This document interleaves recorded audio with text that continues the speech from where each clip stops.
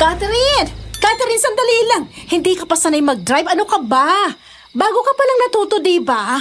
Huwag kang umalis. Baka mapahamak ka lang eh. Ate, sandali lang naman daw kami. Naku, baka mapagalitan ka ng daddy mo niya kapag nalaman niyang tinakas mong kotse. Huwag ka na lang maingay. Saglit lang naman kami eh. May kailangan daw bilhin si Arlene. Promise, babalik din kami. Oo naman, Ate Tonette. Relax. Hayaan mong ma-enjoy ni Catherine ang pagdadrive. Ay, please, Catherine, makinig ka sa akin.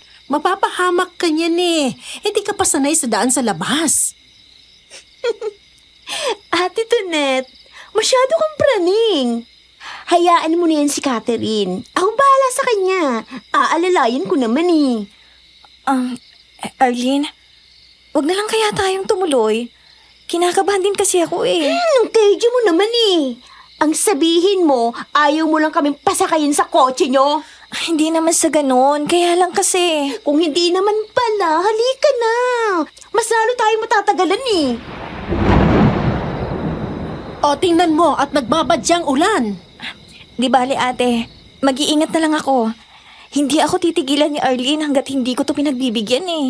Ewan ko ba naman kasi sa'yo eh. Masyado ka nagpapauto dyan sa gold digger na yan. Kahit na pinipigilan ako ni Ate Tonette, ay mas nakinig ako sa pangaudyok ni Arlene at umalis kami. Hindi ko rin naman masisisi si Ate Tonette na mag-alala dahil bago pa lang akong natutong magmaneho. Habang nasa biyahe ay biglang bumuhos ang malakas na ulan. Uy, Arlene, ikaw itong nagpumilit na umalis tayo, ikaw itong tahimik. Sino bang kausap mo dyan sa phone mo? Ang nanay ko, sandali lang. Teka, bakit ang bagal natin? Bilisan mong pagpapatakbo. Wala namang mga sasakyan eh. Bilisan mo. Baka maaksidente tayo, madulas ang daan. Hindi yan. Bilisan mo pa. Sige, bilis pa. Ganyan nga. Bilis! Arlene! Arlene, ayaw gumana ng preno! Catherine! Mababangga tayo! Hindi ko makontrol ang kotse!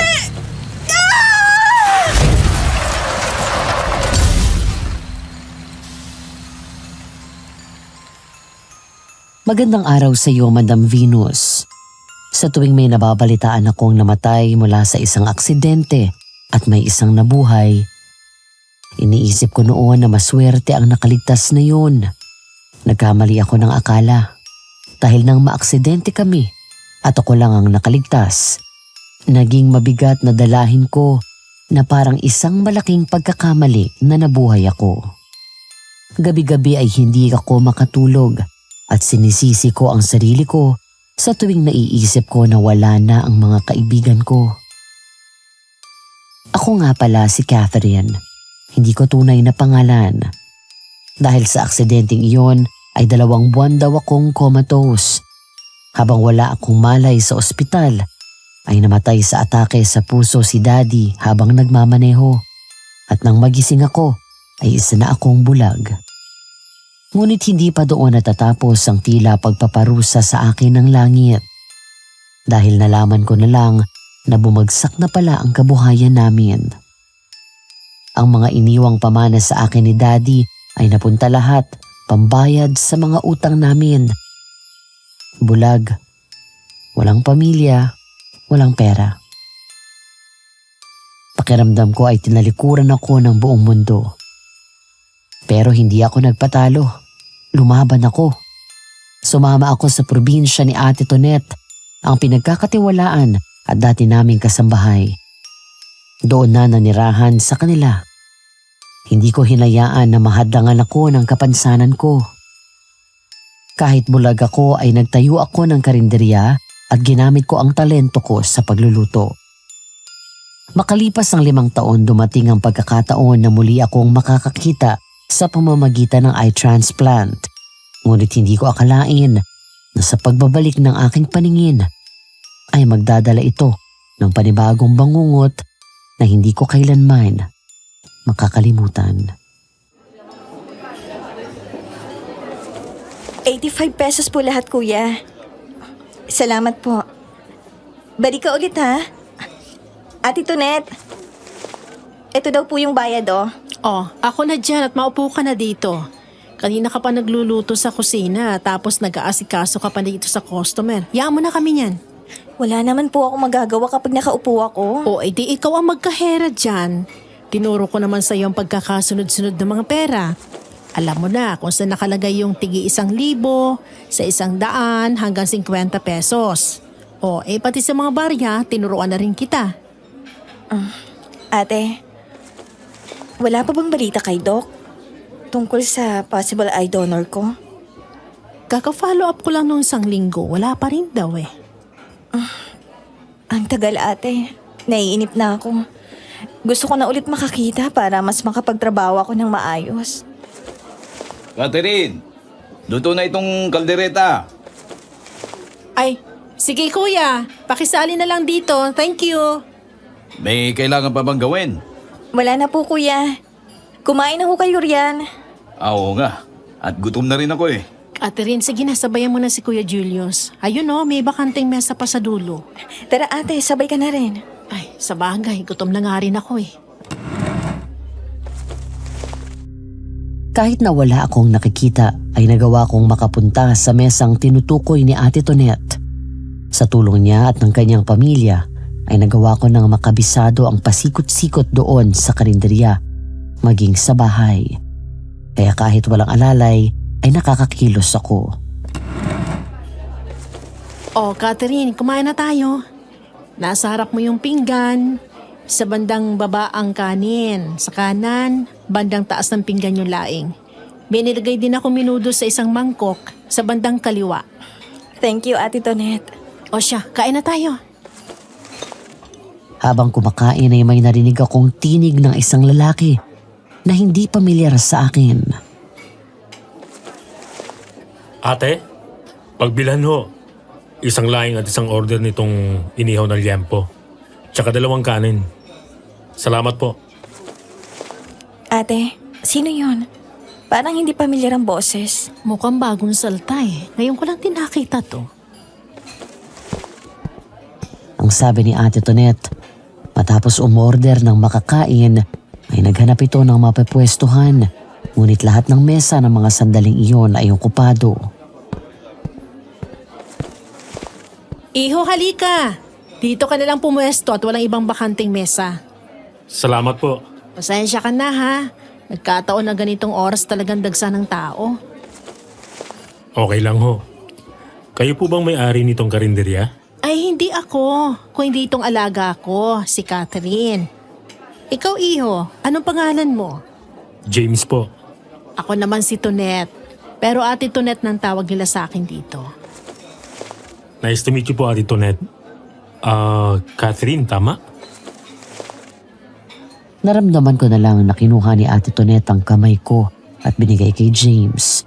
Saka ko naramdaman ang pakikipagkamay nito.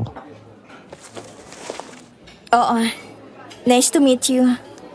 Pasensya ka na, hindi kita nakikita. Hindi, okay lang. Para ngayon lang kita nakita dito sa bayan namin. Ay, opo. Bago lang po ako dito galing Maynila. Kagabi lang ako lumipat. Aba, ang layo naman ang pinanggalingan mo. Sinadya ko po talagang lumipat sa mas liblib na probinsya. Toxic na po masyado sa syudad eh. Sa bagay, totoo yan. O kung may kailangan ka, huwag kang mahihiyang lumapit sa akin. O kahit dito kay Catherine. Dito lang kami nakatira, dyan sa tabi ng karinderya. Salamat po.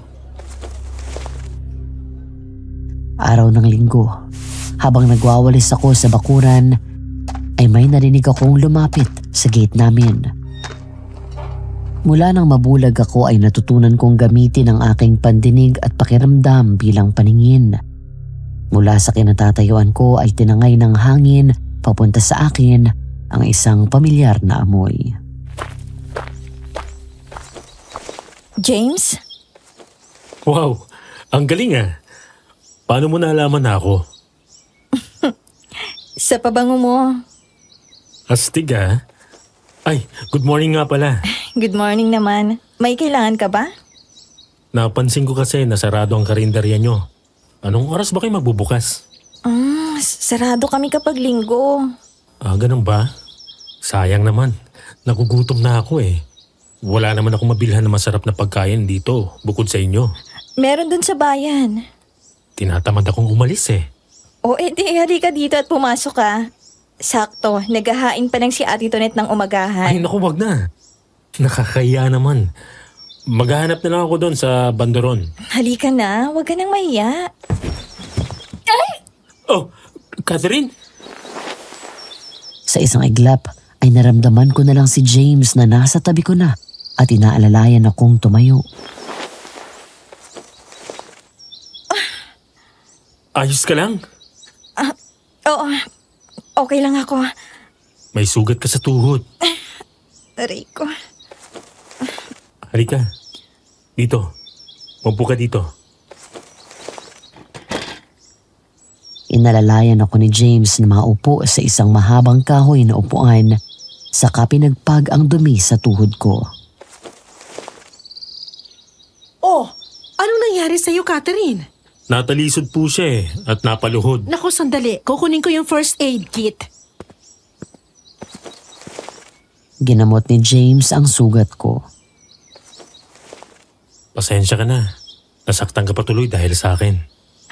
Hindi, ano ka ba? Wala kang kasalanan. Ano bang sadya mo at aga mo yatang dinalaw tong dalaga namin? Ate, nakakaya naman kay James. Nagtanong lang kasi ako kung magbubukas kayo ng karinderya. At talaga hindi kami nagbubukas ng linggo para makapagpahinga yung lahat.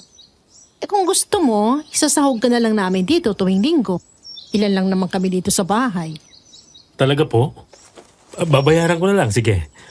Masarap po kasi talaga kayong magluto eh. O siya, sige. Kaya pasok na kayong dalawa para makakain na. Kuya Julius, pakiabot naman po ng chicharon at yung dahon ng ampalaya. Oh, eto. Tapos ito ang sandok. Salamat po. Ang bango naman Nakakagutom. Mamaya nga ay itong ginisang munggong iuulam ko. Naku kuya ha, baka mamaya niyan sumpungin na naman ka ng arthritis nyo. Grabe ka naman. 45 lang ako, Arthritis ka dyan. Biro lang po. Pakitikman nyo nga po ito kung ayos ng lasa. Sarap na. Okay na po ito. Pwede nang dalhin sa labas. Catherine, ako nang gagawa ng iba rito sa kusina. Maupo ka na doon sa kaha at baka madisgrasya ka pa. O nga naman.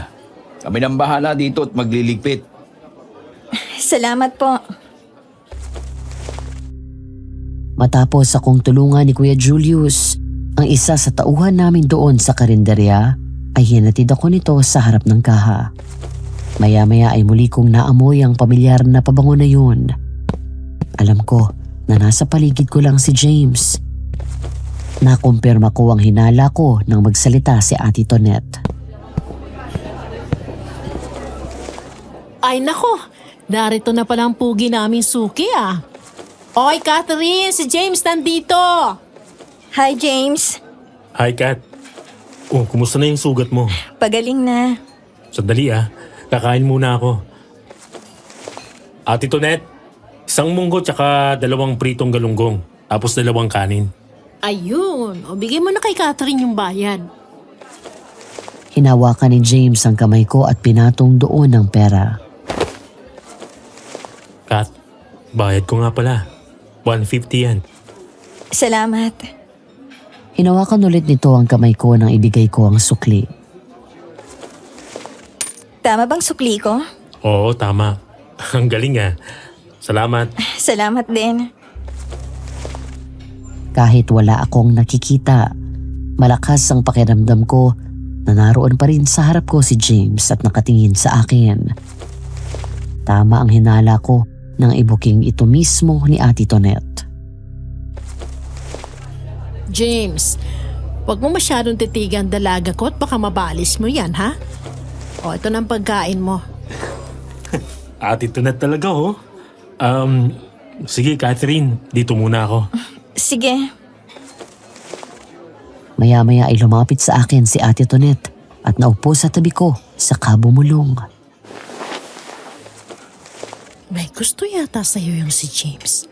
Abay, huling-huli ko nakatitig sa'yo pag abot mo ng sukli sa kanya. Baka naman nagkakamali ka lang, ate. Hindi, totoo nga. Ano bang itsura niya? Medyo mapusyaw ang kulay niya, pero hindi naman ganun maputi.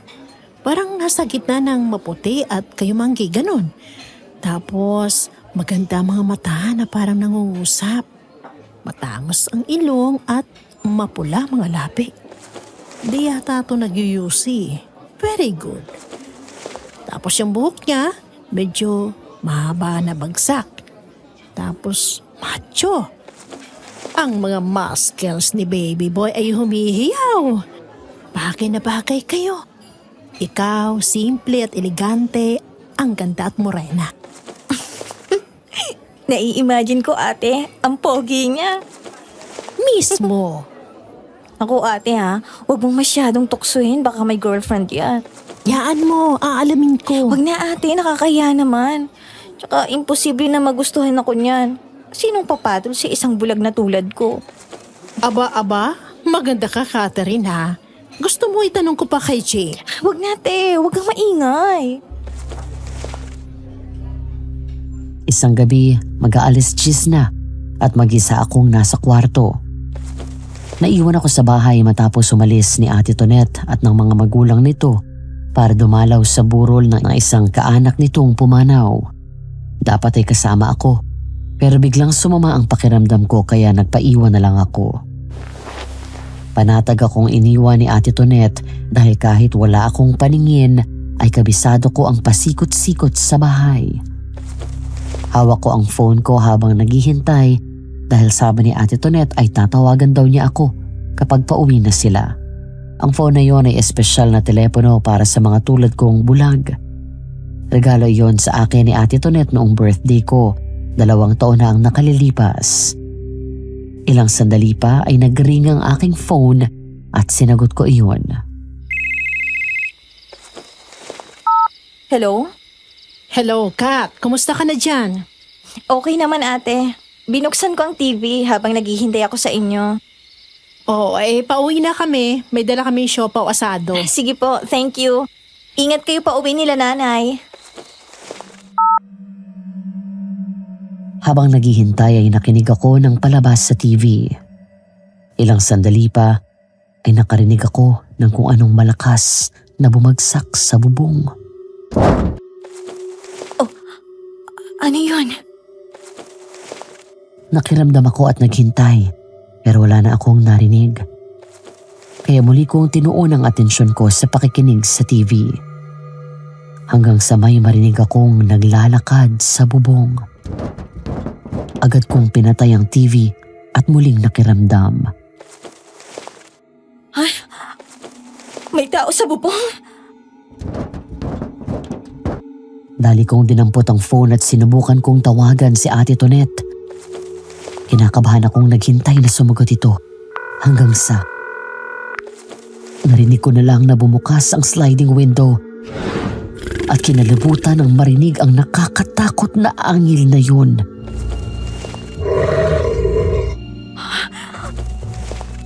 Sino yan? Ate Tonette? Kuya Julius? Nanay Fidel? Takot na takot akong napatayo at umatras hanggang sa mabangga ako kung saan at napaupo sa sahig. Tulong! Tulungan niyo ako! Sunod kong narinig ay ang mabigat na yabag na tila may pumasok sa loob ng kwarto ko. Habang palapit sa akin ang mga yabag na iyon, ay mas lalo akong kinilabutan sa takot. Magsalita ka! Sino ka? Catherine? Hoy! Sino ka? Magnanakaw! Nabuhayan ako ng loob matapos marinig ang boses ni James mula sa labas. Matapos yun ay bigla ko na lang narinig na tumakbo ang kung sino man. James, tulong! May pumasok yata dito! Catherine, okay ka lang? James! Sandali lang. Hintay mo ako. Namalayan ko na lang na nakalapit sa akin si James at tinulungan akong tumayo. Ayos ka lang ba? May pumasok dito. Eksakto duman ako nang makita ko na may sumampa papasok dito. Anong klaseng hayop yung pumasok dito? Hayop? Tao yung nakita ko. Babae pa nga eh. Hindi ko naaninag ang mukha eh. Halos matakpan ng haba at parang bruha na buhok niya ang mukha niya. Pero walang damit. Tao? Sigurado ka? Oo. Kasi may narinig akong may umaangil. Parang tunog ng mabangis na hayop. Hindi naman kasi siya nagsalita kaya akala ko hayop. Sinaktan ka ba niya? Hindi naman. Mag-isa ka lang ba dito? Oo. Pero pauwi na sila ate. Maupo ka muna. Ikukuha kita ng tubig sa labas. Nanginginig ka pa rin sa takot. Sarado ko na yung bintana ah. Salamat, James. Nang gabing iyon ay sinamahan ako ni James sa bahay hanggang sa dumating si Ate Tonette, kung saan kinuwento nito ang nangyari. Labis kaming nagpasalamat kay James dahil kung hindi ito dumating ay baka kung ano nang nangyaring masama sa akin. Nako, narito na pala ang paborito kong customer. Oy, Catherine, narito si James. Musta? Ayos naman. Nakakatulog na ulit ng maayos. Mabuti naman kung ganon. Hindi na bumalik yung babae? Hindi na. Wala na akong naririnig na umaaligid tuwing gabi. Oy, James, alam ko ilang beses ko nang sinabi to sa iyo ha. Pero maraming salamat ulit sa pagliligtas mo dito sa alaga ko. Nako, di ko mapapatawad to sarili ko kung may nangyaring masama sa kanya. Wala nga naman po. Buti na lang talaga nagkataon na duman ako ng oras na yon. Dati ko naman siyang naiiwan mag-isa sa bahay pero wala naman nangyayaring ganito. Siguro po na tiyempuhan lang talaga tayo ng masamang loob ng gabi na yon. Pero mas safe po kung hindi nyo iiwan mag-isa si Catherine sa bahay. Lalo kapag gabi. Kung hindi ho may iwasan no, umalis kayong lahat. Sabihan nyo lang ako at sasamahan ko siya. Ay, talaga ba? Oh, Kat, narinig mo yon. Nakakaya naman sa'yo. Maaabala ka ng gusto. Hindi. Ayos lang basta ikaw. Ilang sandali pa ay narinig ko na humahangos na dumating si Julius. Oh, Kuya Julius, anong nangyari? Ba't ganyan mukha mo? May nakitang patay dun sa bakanting lote sa may damuhan. Ano po? Kaya ba maraming tao doon? Ano daw nangyari? Oo. Dumating na rin yung mga pulis. Hindi masabi kung ano o kung sino. Nakakaawa yung bangkay. Winakwak ang tiyan. Nawawala pa yata yung ilang parte. Wala pa yung bituka Mabaging Diyos, sinong matinong tao ang kayang gumawa ng ganun? Ang sabi nga ng mga tao, baka hindi daw tao ang may gawa. Kung hindi tao, ano po kaya? Mabangis na hayop? Aswang. Aswang po? May ganun po ba? Hindi ba kwento lang yun? Totoo ang mga aswang, Catherine. Sa umaga ay nabubuhay gaya natin. Kumakain, nagtatrabaho, at nagkukubli sila na parang mga normal na tao. Hindi mo mapapansin. Pero pagkagat ng dilim, ay lumalabas ang tunay nilang anyo. Nako, itong si Julius. Tinatakot mo pa si Catherine pagkatapos ng nangyari sa kanya nung isang gabi. Nanay Fidel, totoo naman po yun Baka mabangis na hayop ang dumali doon sa natagpuan na patay dyan. Naniniwala naman ako na may aswang, pero noon yun. Wala nang ganyan sa panahon ngayon. Siya nga naman Kuya Julius. Bahala kayo kung ayaw yung maniwala. Basta pagdating ng gabi, huwag na kayong lumabas pa. Wala namang mawawala kung mag-iingat tayo. Sa bagay, tama rin naman yun. Habang napag-uusapan ng aswang, isang tawag ang natanggap ni Ate Tonette. Hello, magandang araw po. Oo po, si Tonette nga po ito. Opo, ako yung guardian ni Catherine. Sino po sila? Ay, Doc! Hello po! Napatawag po kayo. Nagbibiro? Opo. Sige. Luluwas po agad kami sa isang araw. Opo, doktor. Salamat po. Ate, ano daw yon? Catherine, Diyos ko. Salamat po sa pagdinig sa dasal namin. Catherine, ang sabi ni Doc, may eye donor ka na raw.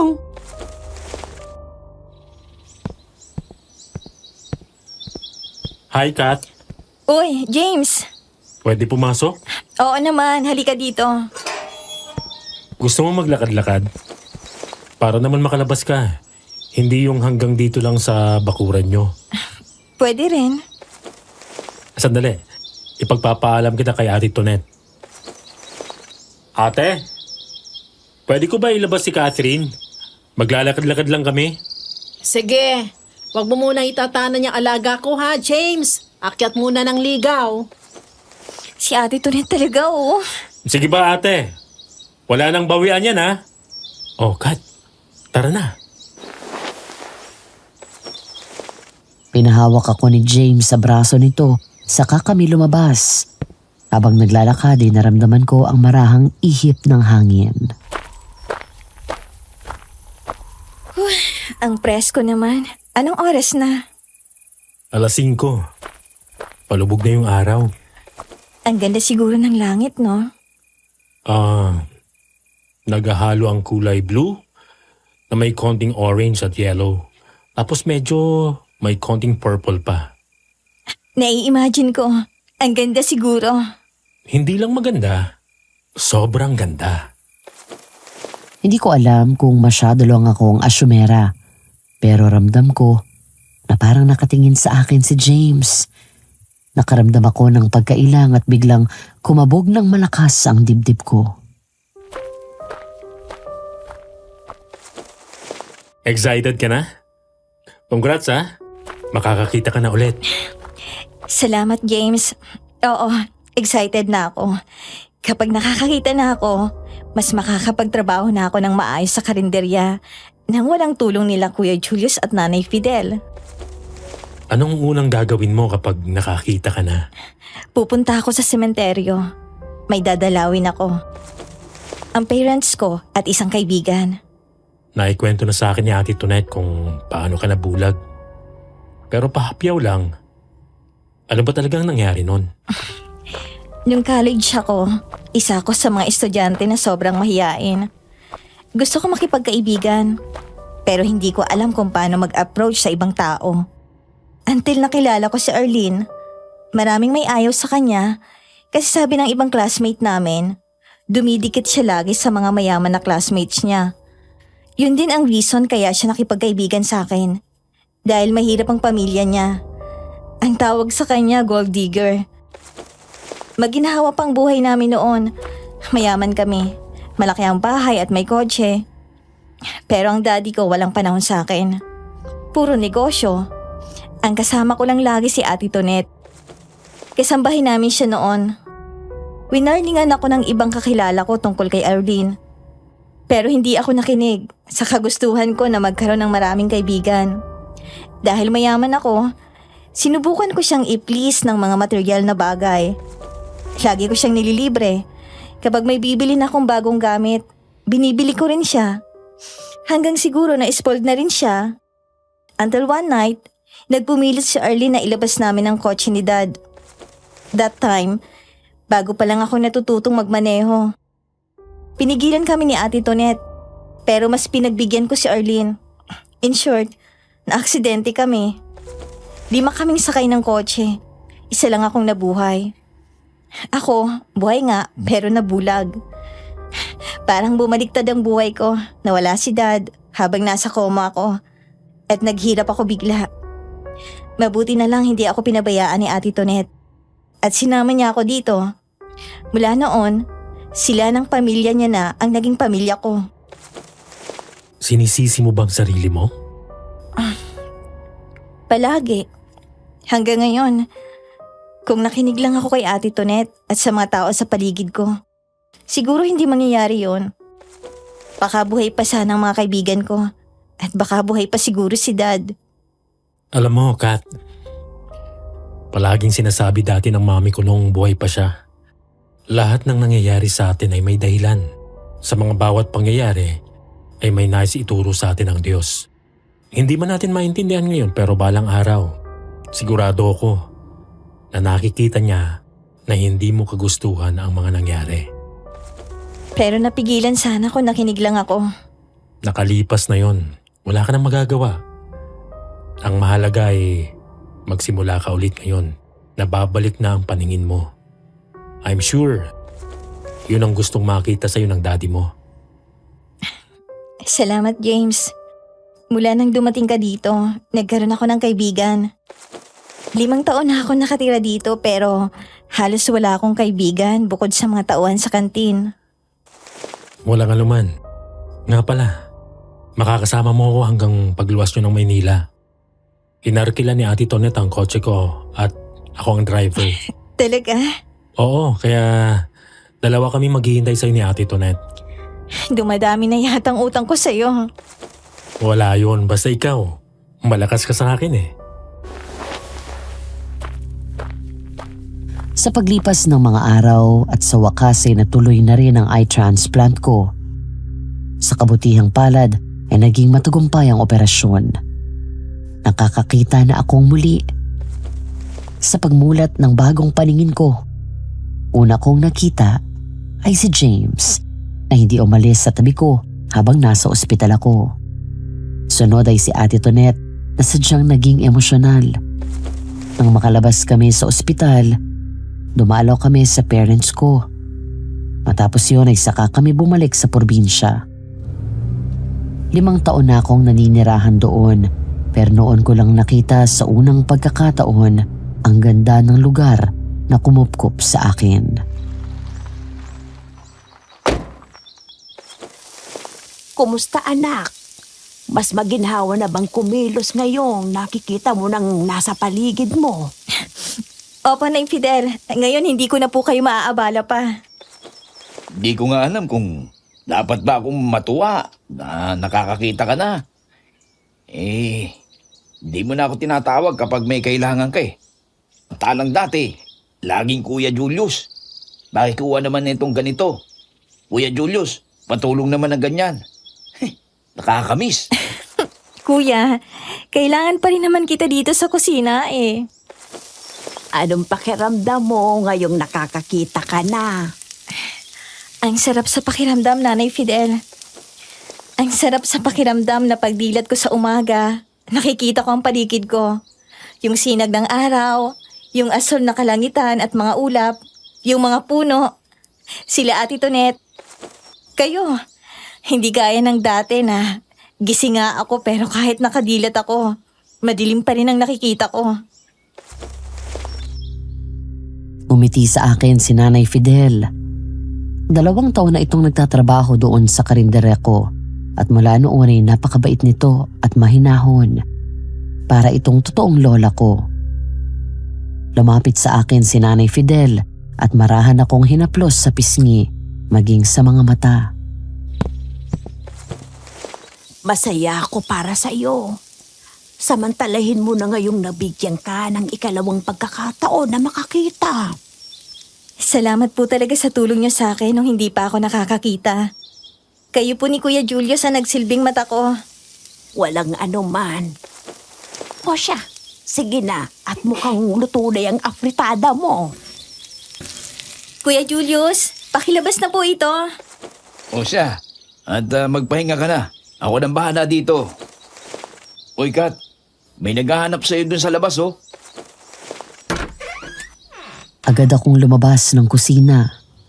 Napangiti ako nang makita ko si James. Ganda ng ngiti mo ah. Nakakita ka lang ng pogi eh. Pero naninibago pa rin ako sa'yo. Hindi ako sanay na nakikita mo ako. Masanay ka na. Pero ano, kakain ka? Oo, nagugutom na ako eh. Upo na. Anong gusto mo? Itong apritada. Mukhang bagong luto eh. At 2 kanin? Yes, 2 kanin. Tsaka isang order nitong tortang dulong at isang date sa linggo. Natigilan ako matapos marinig ang huling sinabi ni James.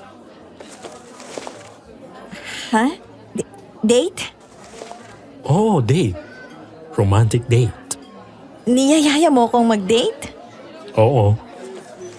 Nakapagpaalam na ako kagabi kay Ate Tonet at pumayag siya.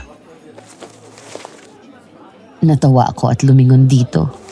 Kumindat lang sa akin si Ate Tonet at nag-thumbs up habang inaasikaso ang isang customer. Sige. Kung okay lang ba sa'yo at walang magagalit at magsiselo sa akin? Ibig mong sabihin, girlfriend, wala? Single ako, 4 years na. Okay, sige. Payag ako. Habang nag-uusap kami ni James, ay biglang nahagip ng gilid ng mata ko ang isang figura ng taong nakasuot ng itim mula ulo hanggang paa. Dumaan ito sa gilid ng karinderya at papasok sa bahay nila. Sino yun? Ah? Anong sino? May nakita kong dumaan dun sa gilid na nakaitim. Nagmadali akong lumabas at tinignan ang direksyon na pinuntahan ng taong iyon. Pero pagsilip ko, ay wala naman doon. Wala namang tao ah. Hindi. May nakita talaga ako eh. Parang babae nga eh. Pero mahaba ang damit na itim at may belong itim pa at mahaba ang buhok. Baka naman namamalikmata ka lang. Kaya parang kung ano-anong nakikita mo. Ay, baka nga. Nag-a-adjust pa rin yung mata mo. Kailan ka lang din naoperahan. Sa bagay. Balik ka na doon at magpahinga ka na muna. Mula nang bumalik ang aking paningin, para akong batang nasabik sa paborito kong pagkain na matagal kong hindi natikman. Kapag may oras ako, ay pinapanood ko ang mga pelikula at teleserye na dati ay pinapakinggan ko lang. Gaya ng gabing yun, hindi ko namalayan na mag-aalas 12 na pala ng hating gabi. Napahinto ako sa panonood nang sumilip sa kwarto ko si Ate Tonet. Aba, miss? Nawiwili ka na ng kakapanood dyan ha, maghahating gabi na. Huwag mo abusuhin yung mata mo, ipahinga mo na yan. Bukas ka na ulit manood. Opo, matutulog na po. Bukas na nga palang date yun ni James, nakahanda na ba yung susuot mo? Ayun ate, nakahanger na. Ay, Catherine. 27 ka na pero parang pakiramdam ko ngayon ka palang magdadalaga eh. Dati naman, bahay karinderya ka lang. Ngayon, makikipag-date ka na. Ate Tonet, ang gwapo pala talaga ni James, no? Akala ko noon exage lang ang pagka-describe mo sa kanya. Hindi lang yun, mabait pa. O siya, sige na, patayin mo na yung TV at matulog ka na. Agad kong sinunod si Ate Tonet at pinatay ko na ang TV. Isasarado ko na sana ang bintana nang may napansin ako sa labas ng bahay. Napakunot ang noo ko nang makita ang isang babae na nakatayo sa labas ng bahay. Isang figura ng babaeng nakaitim na mahaba ang bestida. Mas nagtaka ako dahil may talukbong na belo sa ulo nito. Nayari sa tela na lace at kulay itim din. Sino kaya yun? Siya rin yata yung nakita ko kanina. Hindi ko na dapat ito papansinin. Hanggang sa may marinig akong isang nakakatakot na tinig ng babae. Parang ang tinig nito ay dala ng hangin na bumubulong sa aking tenga. Nakaramdam ako ng matinding kilabot. Nangalisag ang mga balahibo sa katawan ko. Biglang nanlaki ang mga mata ko nang lumutang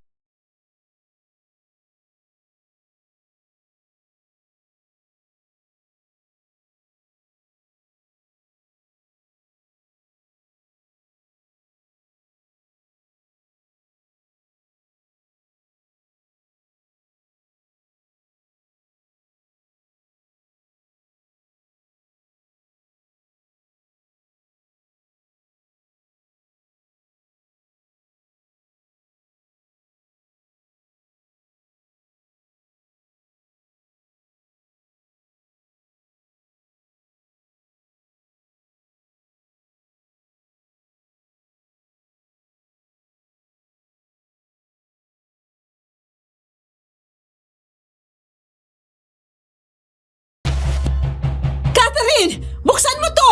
Anong nangyayari? Catherine!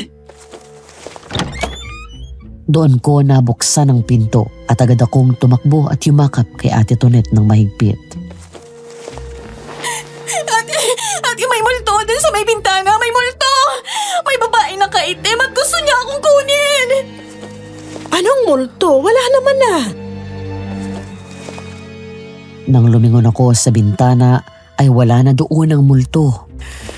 Parang bigla akong nanghina at nanlambot ang mga tuhod ko. Mabilis akong nasalo ni Ate Tonet nang matumba ako na halos mawala ng ulirat. Ay, Diyos ko! Catherine! Sa kabila ng nangyari, tumuloy kami sa date ni James. Mas lalo nitong gustong lumabas kami para malibang ako at kahit papano ay makalimutan ko ang takot. Namasyal kami sa mga karatig bayan at sikat na pasyalan. Pagkatapos ay dinala niya ako sa mall at kumain kami bago nanood ng sine. Ano nga palang trabaho mo? Sa isang IT company. Project manager. Pero work from home ako. Kaya pala hindi ka umaalis. Mas pabor sa akin yun. Hindi kasi talaga ako mahilig lumabas para gumimik. Hindi rin naman ako umiinom eh. Paano mga friends mo? Nasa Maynila.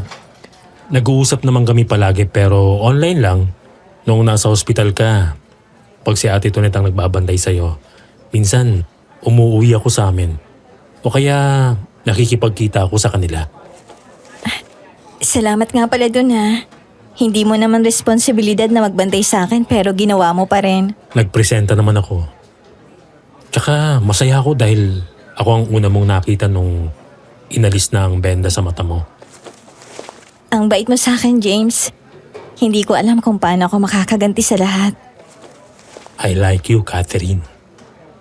Siguro naman by this time, alam mo na yon. Nung unang beses pa lang kitang makita, nagustuhan na agad kita. Lahat ng ginagawa ko para sa'yo. Wala akong hiningi na kapalit. Basta, hayaan mo lang ako na nandito sa tabi mo. At total, napag-uusapan na rin ang tungkol dito. Itatanong ko na rin sa'yo to. Sige, ano yun? Pwede ba akong manligaw? Oo naman.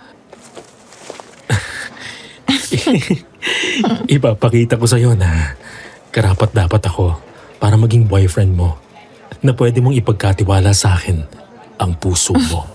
Aasahan ko yan. Ang mabuti pa, umuwi na tayo. Lumalalim na ang gabi.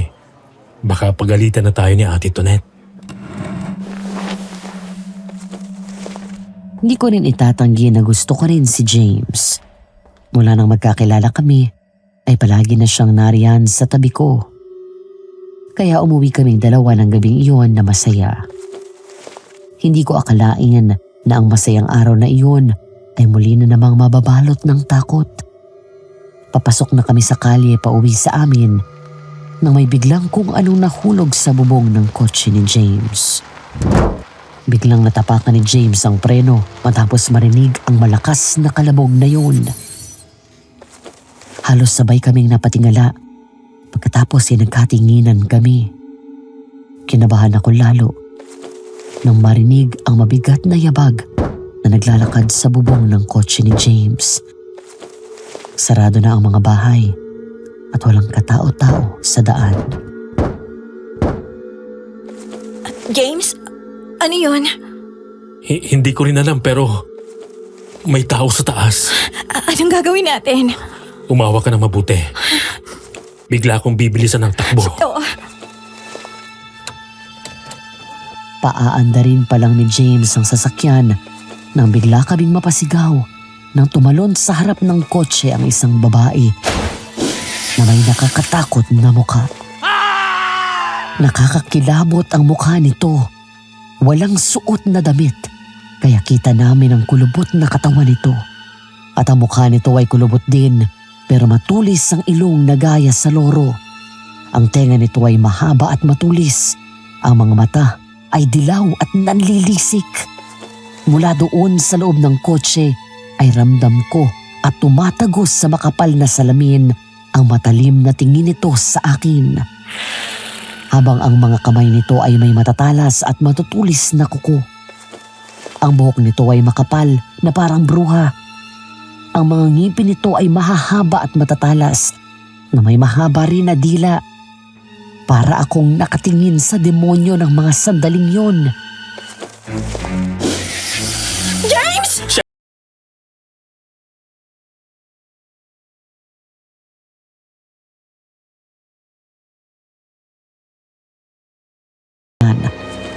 Ang akala namin ay mahuhulog ito, pero mahigpit ang kapit nito sa kotse. James, tulong!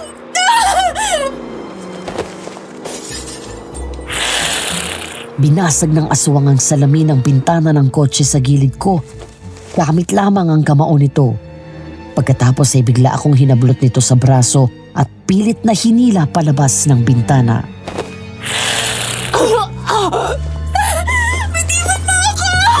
Catherine! Biglang pumreno si James, sabay dampot ng isang mahabang tubo sa gilid.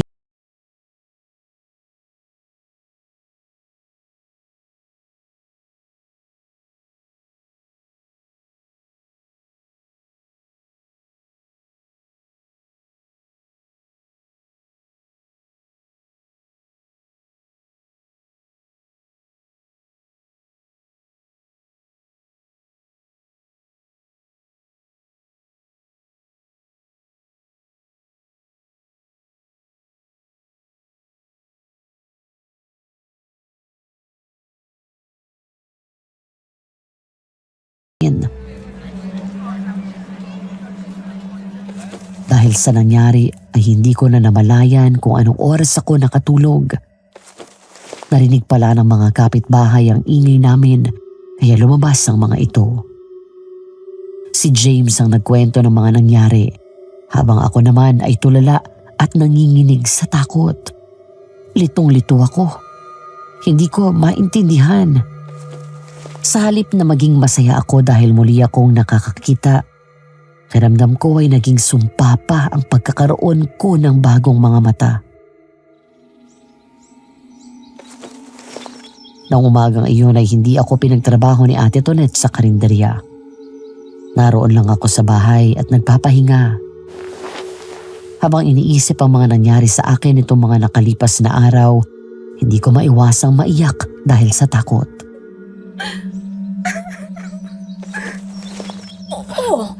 Bakit ka umiiyak? Hindi po. Napuwing lang ako. Ay sos, itong batang to, sa akin ka pa talaga naglihim. 2 taon na tayong magkasama sa karinderya. Wala ka nang maililihim sa akin. Kilala na kita. Naisip ko lang yung mga nangyayari sa akin. Hindi ko lang kasi maintindihan. Dapat masaya ako ngayon na nakakakita na ulit ako. Pero parang may dalang sumpa ang mga mata na to. Mula nang maoperahan ako, kung ano-ano nang nakikita kong multo at aswang. Hindi na ako matahimik, Nanay Fidel. Kahit sa gabi, hindi ako makatulog ng maayos. Mas mabuti pa nung bulag ako. Kahit wala akong nakikita, mas tahimik at panatag ang kalooban ko. Huwag mong sabihin yan, anak. Alam mo, hindi naman lahat sa buhay natin ay palaging magandang pangyayari. Pasensya na po kung medyo nakakaisip na ako ng negative. Ayos lang yun. Natural lang na ganyan ang nararamdaman mo. Kaya kahit naman siguro akong nasa kalagayan mo, ganun yung mararamdaman ko. Kaya magpahinga ka na lang, Rian, ha? Kami na munang bahala sa karinderya. Maraming salamat po. Nang makaalis si Nanay Fidel, inaisip ko na sumunod dito. Pero papasok pa lang ako sa kusina ng karinderya nang marinig ko ang pag-uusap ni James at Ate Tonet. Sigurado ka ba dyan sa sinasabi mo? Hindi po ako pwede magkamali, ate. Tandang-tanda ko yung itsura ng katawan ng taong pumasok sa kwarto ni Kat nung bulag pa siya at naiwan siyang mag-isa sa bahay. Yung aswang na sumalakay sa amin, Ganun ang itsura ng pumasok sa kwarto niya na inakala ko na magnanakaw. Kaya pala sabi niya akala niya ay mabangis na hayop dahil umaangil. Kung ganon, ibig sabihin, bago pa man siya makakita ay may umaaligid na sa kanyang aswang. May alam po ba kayong dahilan kung bakit siya ang tinatarget ng aswang? Wala. Tahimik lang naman yan si Catherine kahit noon bago pa sila maaksidente. Napakabait niyan at walang nakakaaway. Dito naman hindi rin yan masyadong lumalabas. Wala rin niyang kaibigan dito. Ikaw nga lang nakahilad yan palabas ng bahay eh. Dahil sa nalaman ko, hindi na ako tumuloy at nagpasya akong bumalik na lang sa bahay. Lalo akong naguluhan dahil sa nalaman ko. Bakit ako ginugulo ng mga multo at aswang? Bakit ayaw nila akong patahimikin? Pagdating sa loob, natigilan ako nang mula sa bintana ay may nakita akong lalaking nakasuot ng barong. Nakatingin ito sa akin at tila naaagnas na ang mukha.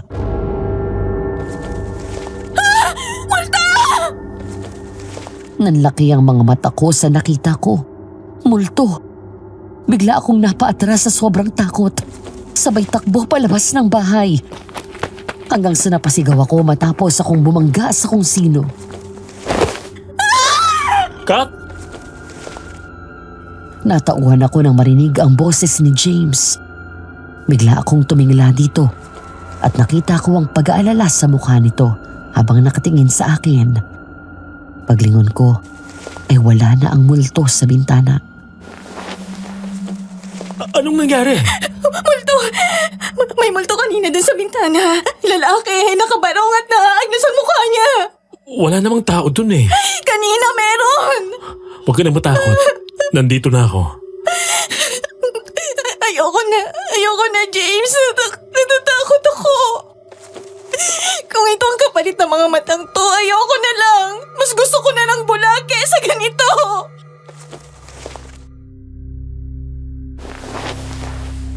Sa tuwing gabi para akong bata na pinaghihele ni Ate Tonet para lang makatulog. Magkatabi kami sa kama habang nakasiksik ako sa kanya at tinatapik ako sa balakang. Kanina pa ako nakahiga pero hindi ako makatulog. Hindi ko rin magawang idilat ang mga mata ko sa takot na baka kung ano-anong elemento na naman ang makita ko. Natatakot ako, Ate Tonet. Nandito naman ako sa tabi mo. Ang ibig kong sabihin, natatakot akong dumilat. Bakit naman? Baka may makita na naman akong multo. Kanina paglabas ko galing sa banyo, may nakita akong white lady sa labas. Dumaan siya sa bintana sa may sala. Ate, bakit ganitong nangyayari sa akin? Kung alam ko lang ang kasagutan, at alam ko rin na nahihirapan ka na. Pero sa halip na tumingin ka sa lahat ng nakakatakot na nangyayari sa iyo, nakakalimutan mong tumingin sa Panginoon sa kabila ng kaliwat ka ng pag-atake sa iyo ng mga kampo ng kadiliman. Doon ako dahan-dahan na dumilat at tumingin kay Ate Tonet. Nang bumangon ito at naupo sa kama, ay sumunod ako. Ngumiti siya sa akin at hinawakan ako sa kamay. Minsan, sa dami ng nangyayaring problema sa buhay natin, nakakalimutan natin tumingala at tumawag sa Kanya. Sa problema tayo nakatingin, pero nakakalimutan natin na ang sagot sa lahat ng suliranin natin ay nasa kamay ng Diyos. Ang kailangan lang natin ay tawagin siya at humingi ng tulong. Siya ang may gawa ng langit at lupa. Siya ang lumikha sa atin. Sa tingin mo, ano ang hindi niya kayang gawin? Catherine, hindi sumpa ang pagkakaroon mo ng paningin. Hindi na kasi ako matahimik, ate. Magpahinga ka sa bisig ng Panginoon, Catherine. Hindi mo kakayanin to mag-isa kaya humingi ka ng tulong sa Kanya. Magdasal ka ng mataimtim. Ikaw lang ang hinihintay niya. Ipakita mo sa mga multo at sa aswang na yon na mas makapangyarihan ng Diyos. Huwag na huwag ka magpapadaig sa takot. Hindi na ikaw ang dating Catherine na palaging takot at iiyak na lang sa tabi. Gusto kong makita ang Catherine na matapang at mas pinagtibay ng panahon at pagsubok na dumaan sa kanya. Kamatayan nga inalagpasan mo, kaya malalagpasan mo rin ito. Para akong batang yumakap ng mahigpit kay Ate Tonet at umiyak sa bisig nito. Hindi ka naman nag-iisa eh. Ako, si nanay at tatay, ang mga pamangkin ko at saka mga kapatid ko. Kami na ang pamilya mo. At higit sa lahat, si James. Nandito kaming lahat, Catherine. Lalaban at magdarasal kasama mo. Salamat, Ate Tonet. Ano na lang ang gagawin ko kung wala kayo? Siya, sige na. Pumikit ka at magdasal. Ikalma mong puso't isip mo. Pagkatapos, subukan mong matulog. Nang gabing iyon ay sinunod ko ang payo ni Ate Tonet. Taimtim akong nagdasal. Iniyak ko sa Diyos ang takot na nararamdaman ko. Nagbasa pa ako ng Biblia. Matapos iyon ay himalang nakatulog ako. Simula nang magsimula ang panggugulo sa akin ng mga multo at aswang, iyon ang kauna-unahang beses na nakatulog ako ng maayos at mahimbing.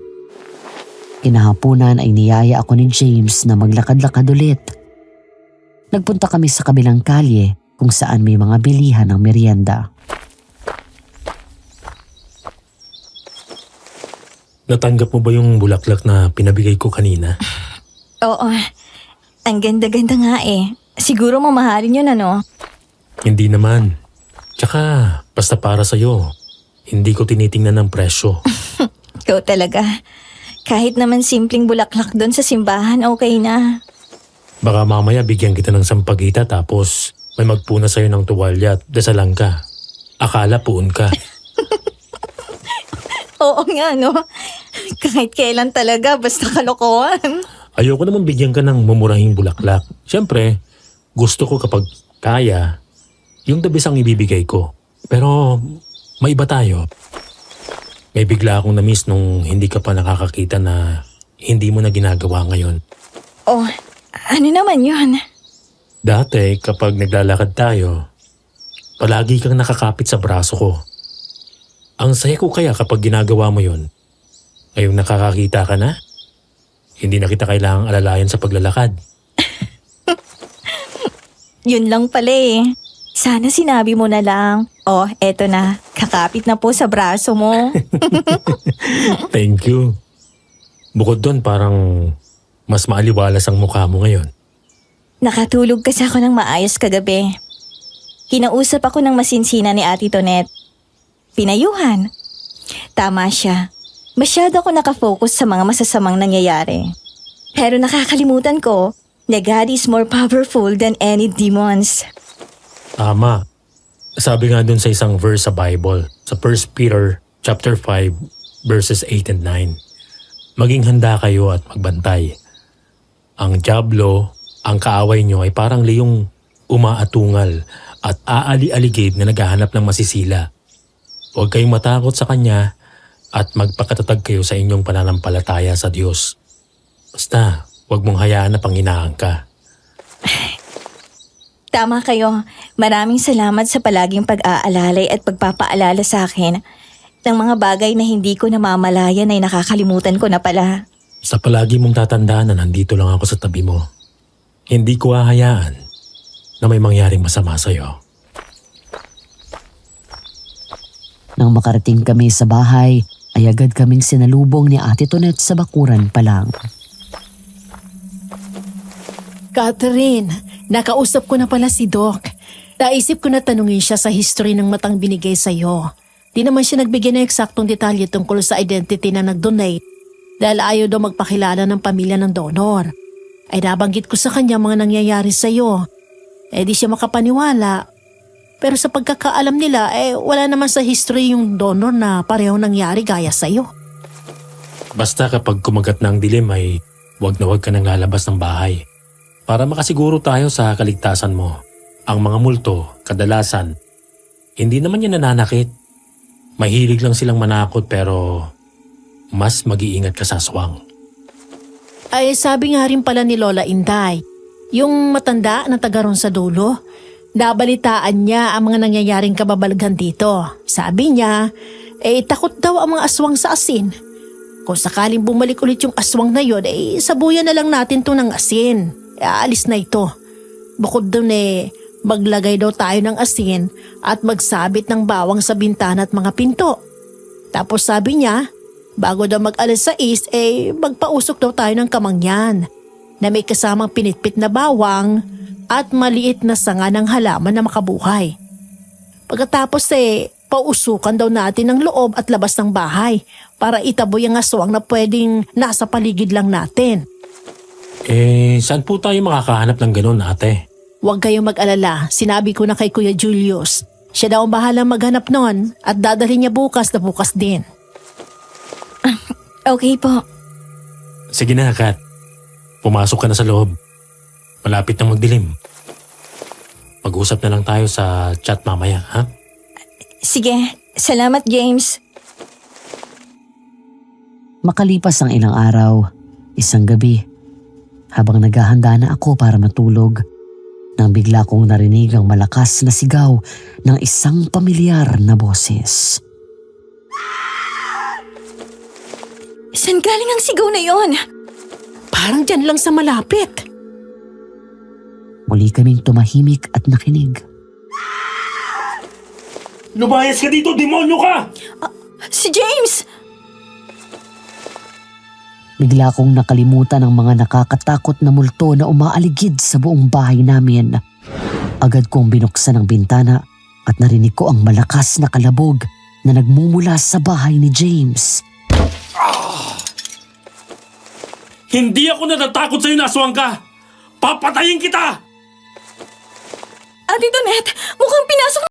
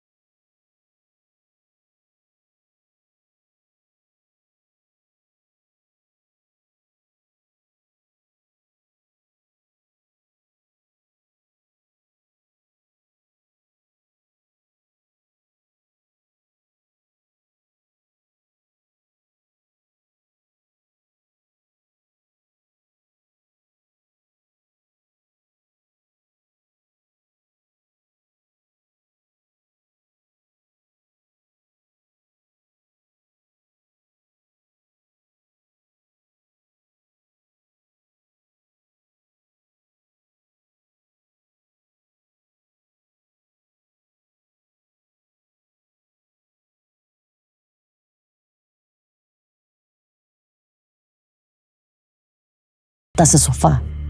Saka ako muling binalingan ng aswang. Akma akong sasaboyan ito ng asin, pero mabilis itong nakasugod sa akin at sinakal ako. Catherine! Akma akong sasakmalin ito sa leeg, pero nagawa kong hawakan ito. Tinulak palayo ang mukha nito, pagkatapos ay sinipa ko ito ng paulit-ulit. Pero tila hindi nito iyon alintana at mas nanaig ang lakas nito. Hinigpitan nito ang pagsakal sa akin at bumao ng kuko sa leeg ko. James! Kakagatin nilang ako ng aswang sa leeg Nang mula sa likod nito ay sinakay din ito ni James gamit ang braso. Saka dinikit nito sa noo ang krus mula sa pendant ng kwintas nito. Huwag na huwag mong sasaktan si Catherine. Hindi na ako papayag na may kunin ka na ulit na mahal ko sa buhay. Nagawang pumiglas ng aswang at nabitawan ito ni James pagkatapos ay mabilis na tumalon palabas ng bintana. Agad akong nasalo nito nang mawalan ako ng balanse at matumba. Puno ng pag-aalala na hinahawakan ni James ang leeg kong nagdudugo sa mga sandaling iyon.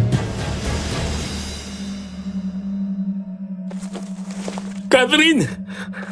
Okay lang ako. Ikaw. Huwag mo akong isipin. Ayos lang ako. Bakit ka sumugod ng ganun? Alam mo nang delikado. Ayoko masaktan ka niya. Catherine! Kat! Ay, Diyos ko! Ang alaga ko!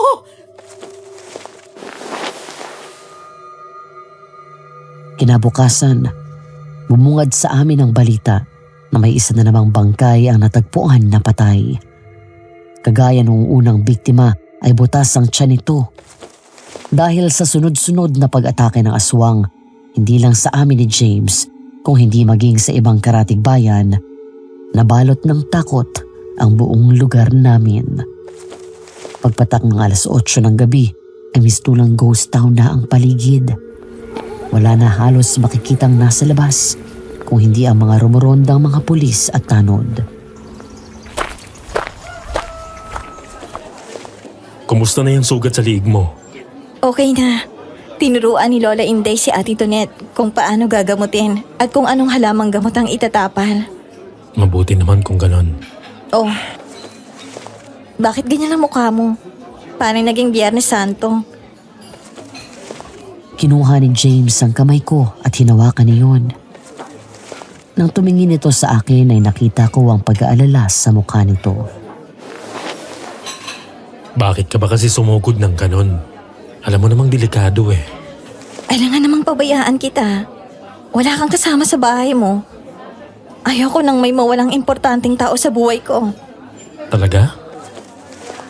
Importante ako sa'yo? Oo naman. Ibig sabihin may pag-asa ako? Ang hina mo naman. Ang akala ko obvious na eh. Talaga? Basta, alam mo na yon. Pero seryoso ka. Salamat. Maraming salamat. Tama ka. Kung hindi ka dumating, baka kung ano nang nangyari sa akin. Malakas ako dahil lalaki ako pero iba ang lakas ng mga nilalang na gaya ng aswang na yon. Pero sa pagligtas mo sa akin, ikaw ang napahamak. Nasugatan ka patuloy. Wala to. Malayo sa bituka. Ang importante, ligtas tayong dalawa. Siya nga pala, nasan si Nanay Fidel? Parang hindi ko nakikita. Hindi pumasok. May sakit siya, tumaas ang BP. Sumalakay din dun sa lugar nila yung aswang, di ba? Kaya ayon, ninervyos at tumaas ang dugo. Isang sumpa! Natigilan kaming dalawa ni James nang biglang magsalita ang matandang lalaki na kanina pa naroon at kumakain. Lumingon kami dito nang tumayo bago binayaran kay Ate Tonet ang kinain. Tay, ano pong sabi nyo? Tumingin ito sa akin at tinitigan ako sa mga mata. Isang bangungot ng nakaraan ang dahilan ng kababalagan na nangyayari sa iyo. Isang biyaya ng Panginoon na muli kang pagkalooban ng paningin. Pero sa bawat kabutihan ay laging nakasunod ang kasamaan. Isinumpa ka ng isang mabagsik na mangkukulam. Isang sumpa na humihila sa mga espiritu mula sa kabilang buhay. Nakaramdam ako ng takot sa sinabi ng matanda. Pero wala akong maalala na may ginawan ako ng kasalanan sa kahit sino. Wala po akong inagrabyadong tao. Maaaring para sa iyo ay malinis ang iyong konsensya at nakikita ko ang kabutihan ng puso mo. Ano man ang nangyari noon na hindi mo kagustuhan, ngunit hindi sa mga gaya niya. Gusto kanyang maghirap at mabuhay sa takot. Hanggang sa ikaw mismo ang sumuko at hanapin ang sarili mong kamatayan. Ano ho ang pwede naming gawin para mawala ang sumpa na yon? Kailangang mamatay kung sino man ang nagbigay ng sumpa. Pero mag-ingat kayo dahil hindi lang siya basta magkukulak. Dahil siya rin ang aswang na paulit-ulit na sumasalakay sa iyo. Kung ganon, sino po siya? Nasa paligid mo lang sa iya, kaya maging maingat ka at mapagmatyag. Sagad hanggang sa impyerno ang galit ng aswang na ito. Paano ho namin mapapatay ang aswang? Sa puso. Atakihin niyo siya sa puso ng kahit anong armas na gawa sa tanso. Mamayang gabi ay kabilugan ng buwan. Maaring marami kang makitang kababalagaan sa paligid mo. Gagawin niya lahat para guluhin ang isip at katinoan mo. Huwag kang magpapadaig sa takot. Tandaan mo, walang kahit anong kasamahan ang makadadaig sa isang taong malakas na ang pananampalataya sa Diyos. At huwag na huwag ninyo siyang iiwan. Samahan niyo siya sa pagdadasal. Oh, opo. Lumipas ang mga oras, hindi mawala sa isip ko ang sinabi ng matanda. Ayon kay Kuya Julius, si Mang Pons ang nakausap namin. Dati daw itong magaling na albularyo, pero ilang taon na itong huminto sa ginagawa. Ngunit sa kabila ng paghinto, ay may mga pagkakataon na nananaginip daw ito at doon nakikita nito ang mga nakaambang panganib. Iyon daw marahil ang nangyari, kaya ito pa mismo ang pumunta sa akin. Asin, bawang at insenso na gawa sa kamangyan ay nakapalibot sa buong bahay. Pero sa tuluyang pagkagat ng dilim, muli akong nabalot ng matinding takot. Kasama si Ate Tonette at James, magkakasama kaming nanatili doon sa bahay. Nakikiramdam at sinasabayan ng dasal. Habang ang buong bahay, maging ang mga pinto at bintala, ay napapaligiran ng asin at bawang, maging ang insenso na gawa sa kamangyan. Natatakot ako. Alam ko. Pero kailangan mong lakasan ang loob mo. Paano natin mapapatay ang aswang? May mga handang tumulong sa atin. Kinausap ako ni Kapitan. Handa nila tayong tulungan kung ano man ang mangyari. Nakaantabay lang sila. Hanggang ngayon iniisip ko pa rin ang sinabi ni Mang Pons. Wala akong maalala na may ginawa akong masama sa kapwa ko. Kilala mo ako noon pa, Ate Tonette. Kahit kailan hindi ako nanakit ng kapwa ko. Oo, ikaw pa nga ang madalas nabubuli noon dahil tahimik ka lang lagi at wala kang masyadong kaibigan. Wala ka bang alam na nangyari noon na maaaring maging dahilan kaya may nagalit sa'yo? Yung kahit hindi mo sinasadya? Wala naman akong... sandali. Yung aksidente. Pero wala akong malay ng 2 buwan matapos yun. Imposible. Nakausap naman namin noon ng daddy mo mga magulang ng kaibigan mo. Walang naging problema sa kanila. Wala naman nagalit at naninisi sa'yo. Ate, di ba nabanggit mo noon na tanging ang nanay ni Arlene na lang ang hindi mo nakilala? Oo. Sinubukan namin kontakin noon ng nanay niya. Pinuntahan pa ng daddy mong bahay pero di ko na alam kung nakausap niyang nanay ni Arlene. Hindi ba't yun din ang araw na namatay siya at inatake sa puso habang nagmamaneho? Napalingon ako nang marinig ang alulong na iyon. Nanindig ang balahibo ko sa takot. Biglang bumigat ang pakiramdam ko. Alam ko na sa mga sandaling iyon ay nasa paligid na ang aswang. Ngunit hindi pa man din nagpapakita ang aswang. Agad kong inalis ang tingin ko sa bintana nang may makita akong multo. Oh, James, sa bintana may multo. Ikaw lang nakakakita sa kanila. Kat, sabihin mo sa amin ang nakikita mo. Babae. Nakasuot lang siya ng kamison. Tapos nanlilisik ang mga mata niya. May isa pang multo doon sa kabilang bintana. Isang lalaking nakabarong.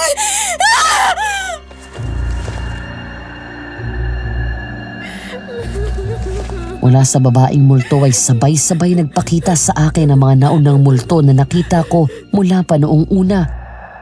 Mariin kong pinikit ang mga mata ko at tinakpan ang aking tenga dahil naririnig ko ang nakakakilabot nilang tinig na tila nang gagaling sa ilalim ng lupa.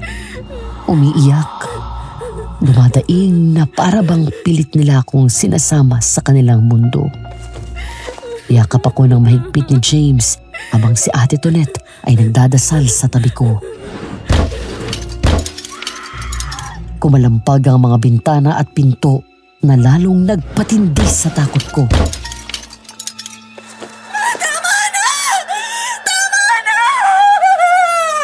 Huwag mong ipakitang natatakot ka, Catherine! Labanan mo ang takot! Magdasal ka! Hindi ko kaya mag-isa to, Panginoon. Tulungan mo ako. Patigilin mo sila. Nakikiusap ako. Tanggalin mo ang sumpa na to. Save me, Lord. I need you. Ilang sandali pa ay biglang tumahimik ang paligid. Doon ako dumilat. Nang lumingon ako sa paligid ay nawala na ang mga multo. Ang tanging nararamdaman ko na lang ay ang malamig na simoy ng hangin.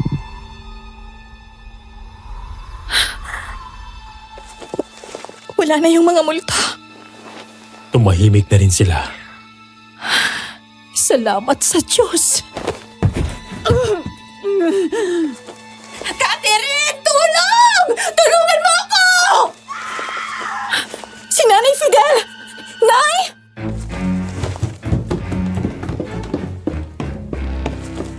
Dahil sa pag-aalala ko kay Nanay Fidel, hindi na ako nag-isip at nagmadali akong tumakbo palabas ng likod bahay kung saan nanggagaling ang kanyang boses.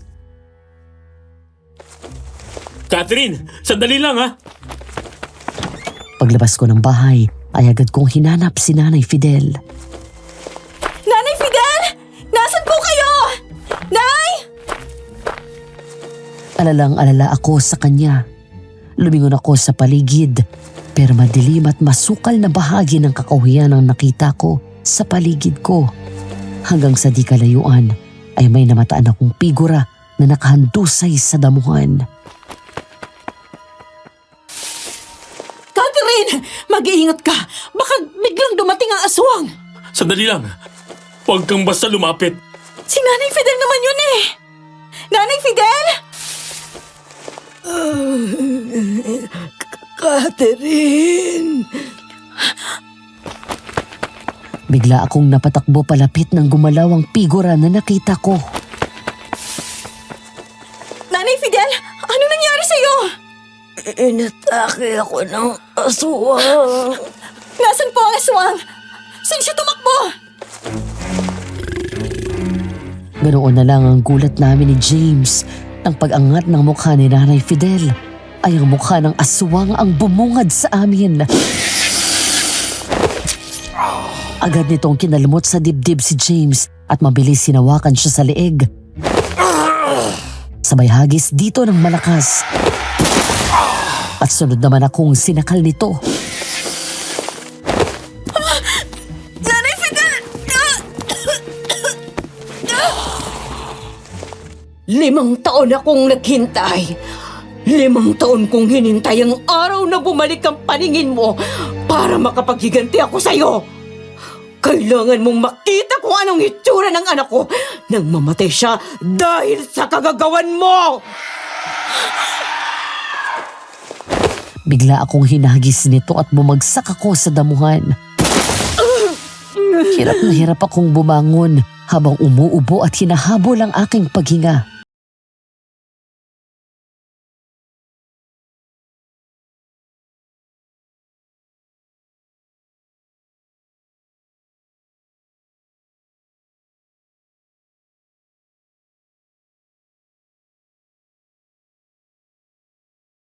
Tayang ka isa-isa kong anak! Sinong anak? May kinuha itong larawan at ipinakita sa akin ang picture ng bangkay ni Arlene noong mismong gabi na nangyari ang aksidente. Ang tagal kitang hinanap. Nang makita kita, ay matyaga akong naghintay na bumalik ang paningin mo nang sa ganun ay magawa ko ang balak ko. Ngayon, tingnan mo ang itsura ng anak ko dahil sa'yo! Ako ang nanay ni Arlene. Magandang plano naming dalawa bilang nag-iisang anak ko ay siyang magpatuloy ng lahi namin bilang mangkukulam at aswang. Pero nang dahil sa'yo ay hindi na mangyayari yon. Hindi ko kasalanan ang lahat! Aksidente yon! Siyang nagpumilit sa akin na ilabas ko ang kotse at mag-night drive kami. Umaayaw ako pero mapilit siya. Ang tanging kasalanan ko lang ay nagpadala ako noon at hindi ako marunong tumanggi. Ako lang ang nagmamaneho at hindi ko rin alam na sira ang kotse ng daddy ko ng panahon na yon. Pinatay mo pa rin siya! Aksidente yon! Hindi ko sinasadya! Matagal ko nang pinagbayaran ang gabing yon! Kulang pa! Kulang pa ang pagkawala ng paningin mo. Kaya pati ang tatay mo ay pinatay ko! Hayop ka! Anong ginawa mo kay daddy? Alam mo na siguro ngayon kung ano mga kaya kong gawin. Isang bulong ko lang sa hangin ay nagawa kong patigilin sa pagtibok ang kanyang puso habang nagmamaneho. Buhay ng anak ko ang kinuha mo. Buhay ng ama mo ang naging kabayaran. Ikaw rin na nagbigay ng sumpa sa akin. Kaya kung ano-anong multo ang mga nakikita ko. Hindi ka matatahimik. Hanggat humihinga ka ay mabubuhay ka sa takot hanggang sa mabaliw ka at gugustuhin mo na lang na mamatay. Napatili na lang ako sa takot.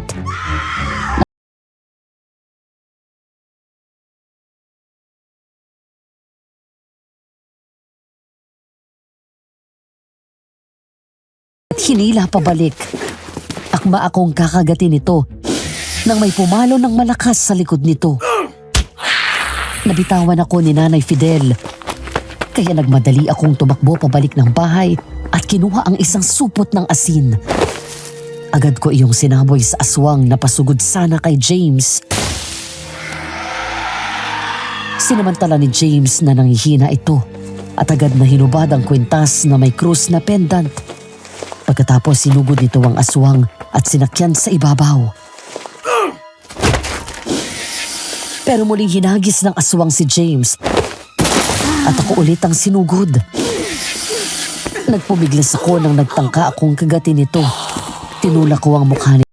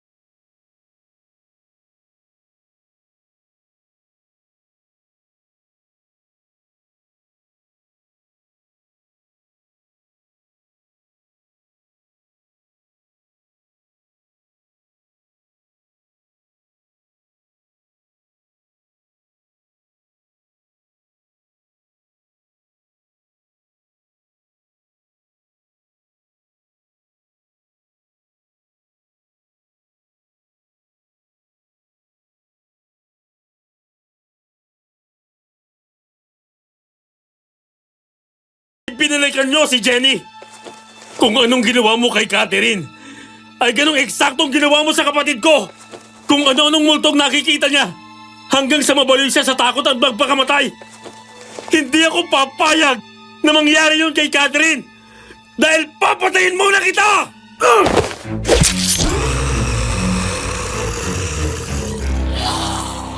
Muling tumingin sa akin si Nanay Fidel habang naghihingalo ito.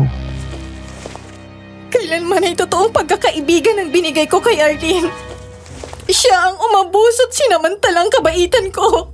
Kaya wala akong atraso sa'yo. Sayang, Nay. Dahil itinuring kitang parang totoong pamilya ko. At nakalimutan mo yata na mas malakas ang kapangyarihan ng Diyos kaysa sa kung anumang kapangyarihan na meron ka. Sa wakas ay tuluyan ng napatay ang aswang. Salamat kay James. Nang dumating si Ate Tonette, ay kasama na nito ang mga tanod at ilang pulis. Ayon sa nabalitaan ko kanina, ay sinunog daw ng mga pulis ang katawan ni Nanay Fidel. Nagpunta pa doon si Mang Pons para masiguro na putol na ang sumpang binigay sa akin ni Nanay Fidel. Ngayon, ay tuluyan na akong matatahimik. Bakit hindi mo sinabi sa amin ang tungkol sa kapatid mo? Hindi ko alam kung paano. Tsaka nung una, hindi ako sigurado kung sino. Kung si Nanay Fidel nga ang hinahanap ko. Nag-iba kasi ang itsura nito sa loob ng mahigit 5 taon na paghahanap ko sa kanya kumpara sa picture nilang maginanhawa ko. Bukod doon, ang laki ng itinanda ng itsura niya. Kung ganon, wala kang alam sa nangyari kay Catherine bago ka pa pumunta dito. Wala po. Kaya nang sabihin ni Catherine ang tungkol kay Arlene, nagduda na ako dahil kapangalan niya yung dating kaibigan ng kapatid ko na may laing mangkukulam at aswang. Gaya ni Kat, kung ano-anong nakikita niyang multo noon. Doon ko na kumpirma na si Nanay Fidel nga ang hinahanap ko. Kung sino-sinong taong pinuntahan at kinausap ko. Hanggang sa bago namatay si Jenny, inamin niya sa akin ang ginawa ni Arlene at ang nanay nito. Dito ako dinala ng paghahanap ko sa kanya base sa mga impormasyon na nakuha ko. Salamat sa Panginoon at natapos na rin ang lahat. Matatahimik na tayo, lalo ka na, si Catherine. Ano nang plano mo ngayong patay na si Nanay Fidel? Nabigyan mo na ng katarungan ng kapatid mo. Babalik sa Maynila. Uuwi. Nakaramdam ako ng kalungkutan. Ang buong akala ko ay hindi na kami magkakalayo pa ni James at binabala ko na rin sana siyang sagutin. Pero babalik lang ako sa Maynila kapag sinagot mo na ako para maipakilala na kita sa daddy ko at sabihin na dito na ako maninirahan. Talaga, hindi mo ako iiwan? Oo. Doon ako kung nasaan ka.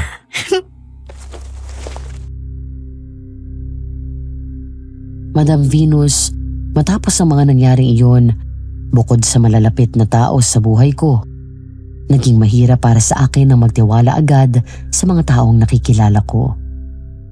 Natakot ako na maging biktima ulit ng isa pang Nanay Fidel at Arlene. 3 taon na rin ang nakalipas mula noon. Maayos at mas malaki na ang karinderya namin. Ikakasal na kami ni James ilang buwan mula ngayon. Sa kabila ng mga pinagdaanan namin, ay hindi naging hadlang yun para hindi namin matagpuan ang aming happy ending. Sana ay may natutunan kayo sa aking karanasan. Sa gitna ng pinagdadaanan natin, simpleng problema man o mabigat, o kahit nasa pinakamasayang sandali ng buhay natin, huwag nating kalimutan na ilagay ang Diyos sa sentro ng ating buhay. Hanggang dito na lang at more power sa Aswang Diaries. Maraming salamat po. Nagmamahal, Catherine.